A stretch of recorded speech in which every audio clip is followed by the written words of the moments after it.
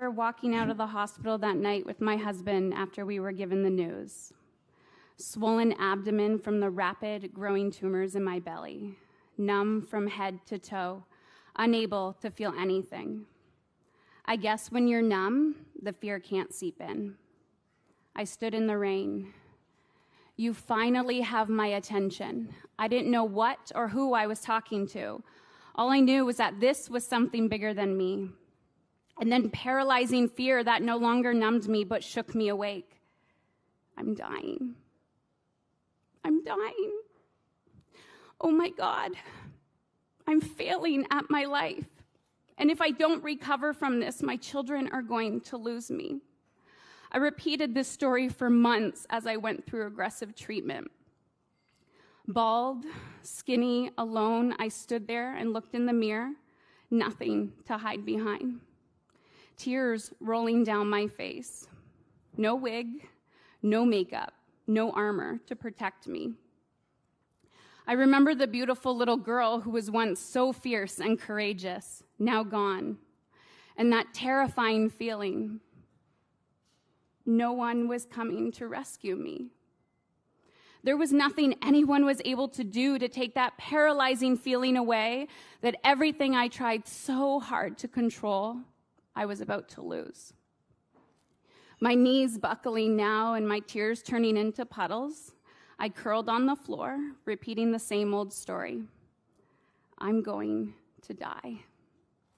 And then in a moment of silence, another voice came in, hitting me with the truth. A truth I'd been denying up until that moment of my life. And the truth was, I wasn't afraid of dying. I was afraid that I hadn't been living a life worth fighting for. I was so familiar with lack and survival mode. I knew how to hustle and work, but I didn't know how to rest. I didn't know how to enjoy rest. I had no idea how to feel alive.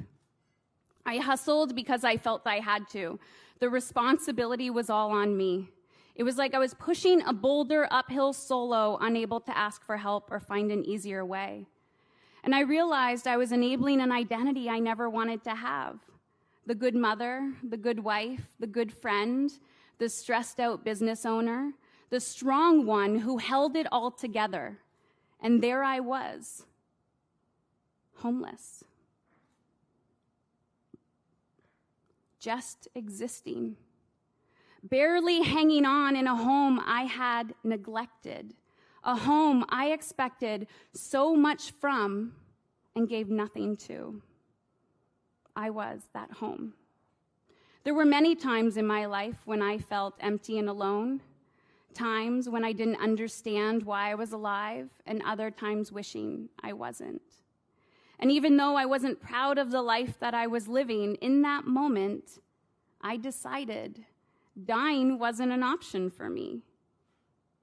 How I perceived time shifted. It became a gift. And whatever time I did have left, I was going to honor it. It was as if the universe threw me a bone and said, Heather, do not screw this up. And all of a sudden, I had time. I had time to breathe. I had time to work out. I had time to meet a good friend for a cup of coffee. I had time to build a 7-figure business without burning out on my damn terms. I had time to train and run my first marathon. I had time and space to become whoever the hell I wanted to be. I had time to crawl into bed at night with my boys and read while my cell phone charged downstairs. I had time to learn how to feel alive while I was still living. We all do. I'm living proof. 6 years have passed since stage 4 cancer entered and left my body. I am living proof that we have control over our time.